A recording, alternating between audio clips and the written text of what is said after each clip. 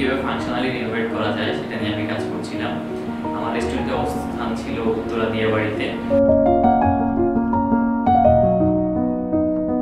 এই প্রজেক্টটি করতে গিয়ে আমাকে কয়েকটা সফটওয়্যারের হেল্প নিতে হয়েছে, আমাকে 3D ভিজুয়ালাইজেশন করতে হয়েছে। এছাড়াও আমার শিক্ষক এবং national institute of design management team আমাকে সর্বাত্মক সহযোগিতা করেছে।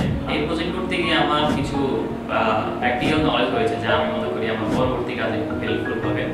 তো আশা করছি আমি কনফিডেন্ট বা মার্কেটে কাজ করার জন্য সবাই আমার জন্য দোয়া করবেন।